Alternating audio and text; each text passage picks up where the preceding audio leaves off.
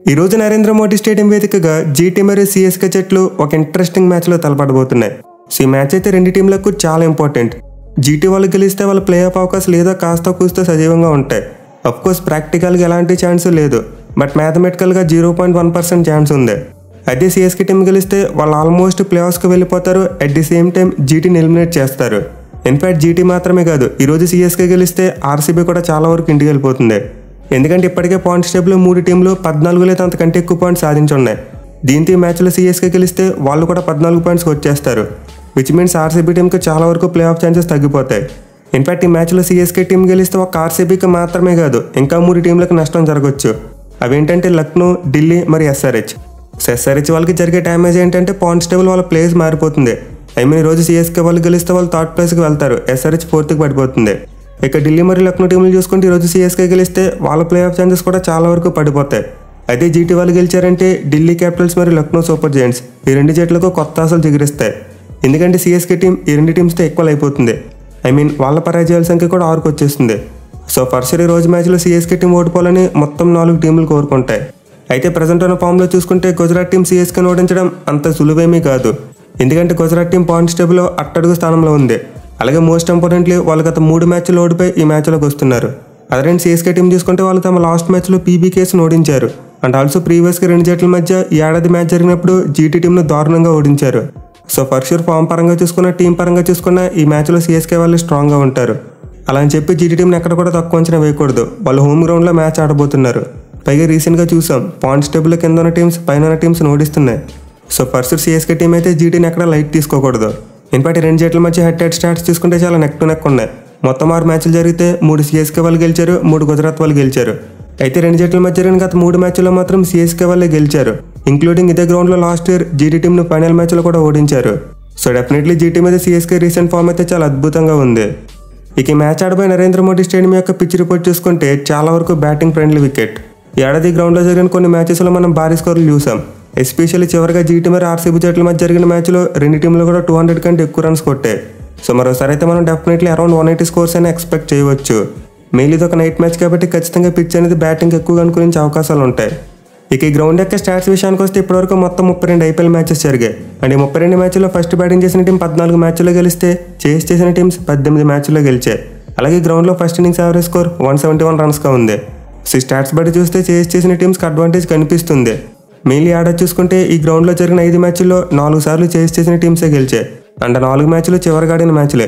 So ఏడాది గ్రౌండ్లో జరిగిన ఫస్ట్ మ్యాచ్లో మాత్రమే ఫస్ట్ బ్యాటింగ్ చేసిన టీం గెలిచింది. ఆ తర్వాత అన్ని మ్యాచ్ల్లో కూడా చేస్ చేసిన టీమ్సే గెలిచాయి. ఈవెన్ 2 జట్ల మధ్య జరిగిన 6 మ్యాచ్ల్లో కూడా 5 సార్లు చేసింగ్ చేసిన టీమ్సే గెలిచాయి. సో పర్షర్ వీటిని బేస్ చేసుకుని ఖచ్చితంగా టాస్ గెలిచిన కెప్టెన్ ముందుగా ఫీల్డింగే తీసుకుంటారు. ఈ ఏడాది గ్రౌండ్లో అయితే జీటీ టీం అంత మంచి ఫలితాలు చూడలేకపోతుంది.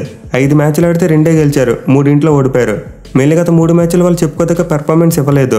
సో జీటీ టీంకి అయితే ఏడాది తమ హోమ్ గ్రౌండ్ అంతలా కలిసి రాలేదు. ఈవెన్ సిఎస్కే మ్యాచ్ చూసుకుని ఈ గ్రౌండ్లో వాళ్ళు ఒక మ్యాచ్ గెలిచి ఒక మ్యాచ్ ఓడిపోయారు. సో పర్సర్ ఈ మ్యాచ్లో స్టాట్స్తో పాటు ఫామ్ కూడా సిఎస్కే వైపే ఉంది. But anyway GT team most unpredictable team. వాళ్ళు ఏ రోజు ఎలా ఆడతారో చెప్పలేం. అంతెందుకు వాళ్ళు ఒక మ్యాచ్లో ఆర్ఆర్ టీంని ఓడించారు. సో డెఫినెట్లీ మనమైతే 2 జట్ల మధ్య ఒక క్లోజ్ మ్యాచ్ చూసే అవకాశాలు ఉన్నాయి.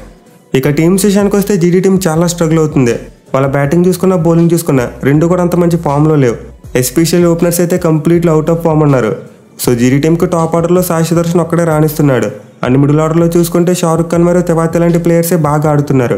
బట్ మిగతా బ్యాట్స్మెన్ ఎవరి దగ్గర నుండి మంచి కంట్రిబ్యూషన్ రావట్లేదు. మెయిన్లీ వాళ్ళ కెప్టెన్ సరిగ్గా ఆడకపోతే ఆ టీం భారీ స్కోర్ కొట్టలేకపోతుంది. సో గుజరాత్ టీం మ్యాచ్లో గెలవాలంటే వాళ్ళ కెప్టెన్ ఒక పెద్ద నాక్ ఆడాలి. అలా కాకుండా వాళ్ళు పవర్ ప్లేలో ఎక్కువ వికెట్లు కోల్పోతే ఈ మ్యాచ్లో ఖచ్చితంగా ఓడిపోతారు. ఇక బౌలింగ్ చూసుకున్న గుజరాత్ టీంకి అంత స్ట్రాంగ్గా లేదు. ఇన్ఫాక్ట్ ఈ సీజన్లో వాళ్ళు మొత్తం 22 మంది ప్లేయర్స్ని ట్రై చేశారు. బట్ ఏది కూడా వర్కౌట్ అవ్వట్లేదు. మెయిన్లీ గత 2 మ్యాచ్లో రషీద్ ఖాన్ మరియు మోహిత్ శర్మ లాంటి సీనియర్ బౌలర్స్ కూడా చాలా ఎక్కువ రన్స్ ఇచ్చారు. సో బ్యాటింగ్ పరంగా చూసుకున్న బౌలింగ్ పరంగా చూసుకున్న జీటీ టీం స్ట్రగుల్ అవుతుంది. వాళ్ళకున్న పాజిటివ్ వల్ల నూర్ అహ్మద్ మరియు జాస్ లిటిల్ వీళ్ళిద్దరూ మాత్రమే గత మ్యాచ్లో మంచిగా బౌలింగ్ చేశారు. అలాగే బ్యాటింగ్లో సుదర్శన్, షారుఖ్ ఖాన్ మరియు తెవాతియా ఈ ముగ్గురు మంచి ఫామ్లో ఉన్నారు. బట్ వీళ్ళకి తోడు మిగతా ప్లేయర్స్ కూడా రాణించాలి, లేకపోతే మ్యాచ్ గెలవడం ఇంపాసిబుల్. ఇక టీంలో చేంజెస్ తీసుకుంటే పెద్దగా మార్పులు ఏమీ చేయకపోవచ్చు. ఎందుకంటే ఇప్పటికే జీటీ టీం చాలా మార్పులు చేసిందే. సో మేబీ మ్యాచ్ కోసం వాళ్ళు పెడితే మోహిత్ శర్మని పక్కన పెడతారు. లీడ్ ఇంపాక్ట్ ప్లేయర్గా సందీప్ వారియర్నో లేకపోతే సాయి కిషోర్నో తీసుకొస్తారు.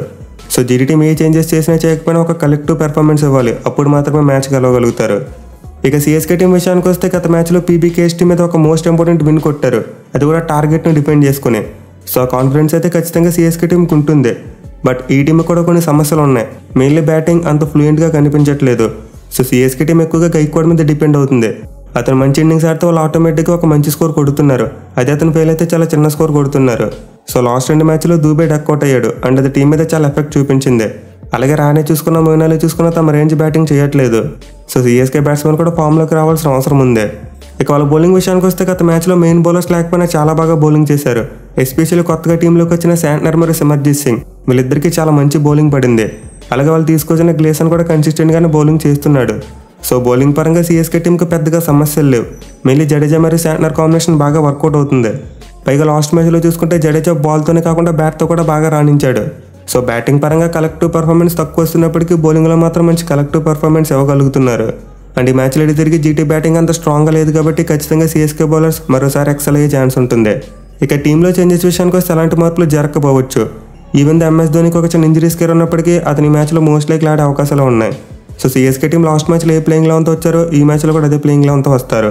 ఇక ఈ మ్యాచ్లో జీటీ టీం గెలవాలంటే వాళ్ళు పవర్ ప్లేలో వికెట్ కోల్పోకుండా బ్యాటింగ్ చేయాలి. అలాగే వాళ్ళ మెయిన్ బౌలర్స్ అయిన రషీద్ ఖాన్ మరియు మోహిత్ శర్మ వీళ్ళిద్దరూ ఫామ్లోకి రావాలి. అండ్ 2 చేయగలిగితే మోస్ట్ లైక్లీ వాళ్ళకి గెలిచే ఛాన్సెస్ కాస్తనే పెరుగుతాయి. లేకపోతే ఈ మ్యాచ్లో మోస్ట్ లైక్లీ సిఎస్కే టీమే గెలుస్తుంది. మరి మీరు ఈ టీం గెలుస్తుంది అనుకుంటున్నారు కింద కామెంట్ చేయండి. Thank you for watching. Have a nice day.